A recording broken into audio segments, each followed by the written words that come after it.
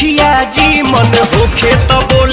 तो चलिए हेलो शुरू करते दोस्तों, हैं। तो आज हम लोग एक बहुत ही महत्वपूर्ण पॉइंट का बात करेंगे कि मुखिया या जिसको ग्राम प्रधान कहते हैं वो कैसे बने। तो ग्राम प्रधान और मुखिया बनने के लिए गांव पंचायत में एक मुखिया का जो पद है वो अपने गांव में पंचायत में एक बहुत ही सबसे उम्दा पद होता है, ऊंचा जलवा है हमारा पद होता है। इससे आपको सम्मान प्रतिष्ठा गांव के लोगों के द्वारा, पंचायत के लोगों के द्वारा मिलता है। तो बहुत से लोग चाहते हैं कि हम मुखिया बने, अपने पंचायत में ऊंचा रहें, लोगों से सम्मान प्राप्त करें, क्योंकि ये बहुत ही ऊंचा पद होता है, अच्छा पद होता है अपने पंचायत में अपना प्रभाव दिखाने के लिए। तो इसमें दो तरह के लोग हो सकते हैं, एक जो नया नया खड़ा हो रहे हैं, या दूसरा वो होते हैं जो अभी भी बने हुए और आगे भी खड़ा होकर बनने रहना चाहते हैं।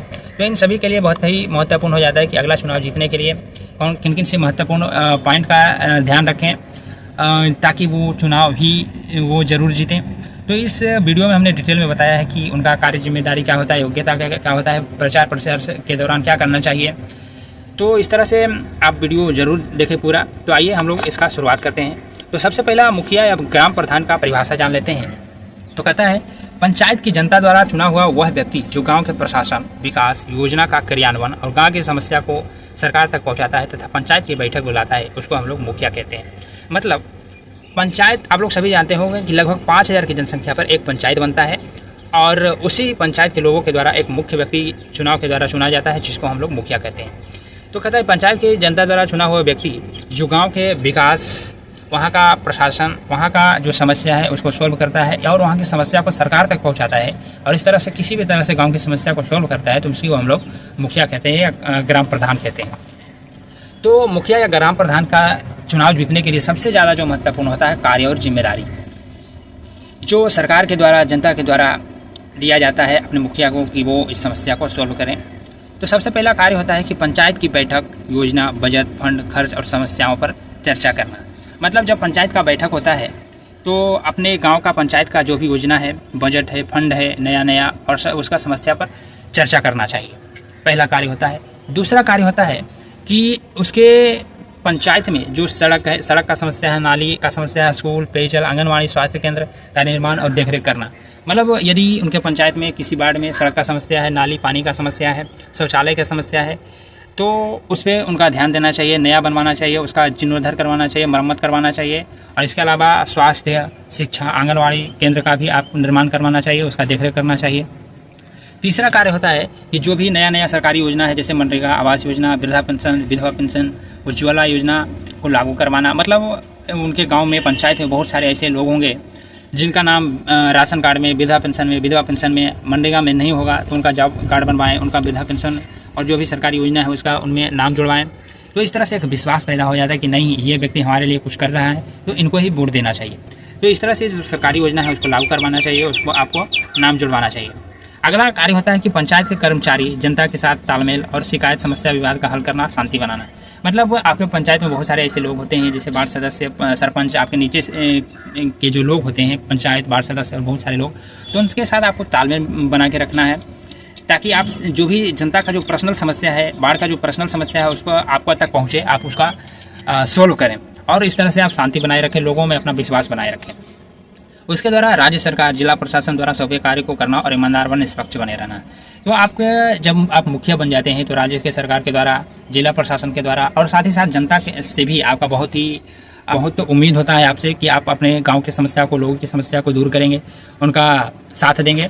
तो इस तरह से आप जब बन जाते हैं तो उनका द्वारा जो सौंपा हुआ कार्य है उसको करें और ईमानदार व निष्पक्ष बनकर वो अपना कार्य करें।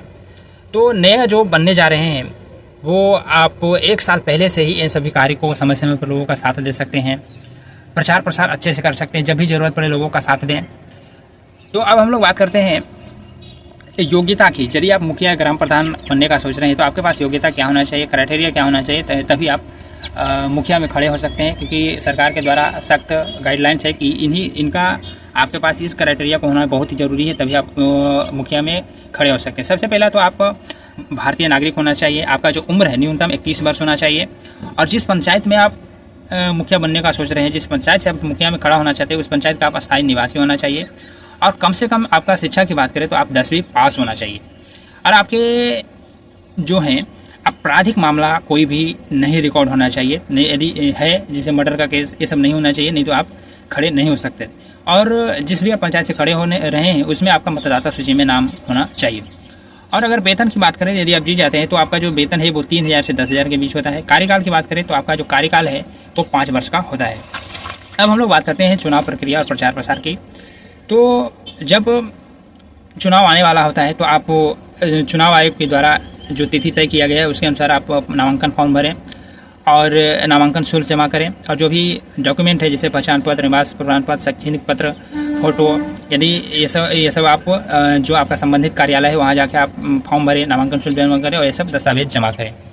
और चुनाव प्रचार करने के दौरान आपके संपर्क में यदि कोई प्रभावशाली व्यक्ति है जिनका आपका पंचायत में चलता है, लोग मानते हैं, तो उसका आप साथ जरूर लें। इससे आपका जो स्तंभ है वो मजबूत होगा, आपका जो छवि है और उभर के आएगा लोगों के बीच।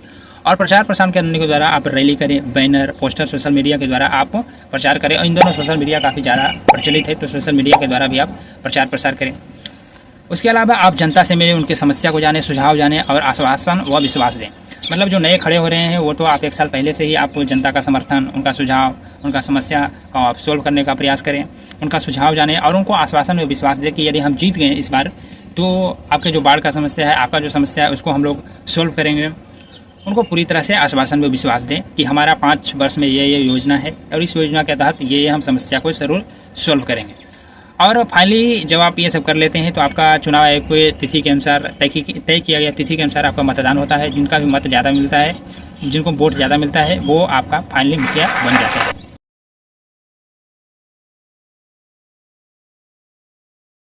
तो इस तरह से हमने मुखिया किस तरह से बना जाता है, खड़ा होने की योग्यता क्या चाहिए, कार्य और जिम्मेदारी क्या होता है, हमने डिटेल में बताया। फिर भी अगर कोई पॉइंट छूट गया हो या कोई पॉइंट डिटेल में जानना चाहते हो तो नीचे आप कमेंट करें, हम उसका जवाब जरूर देंगे। धन्यवाद।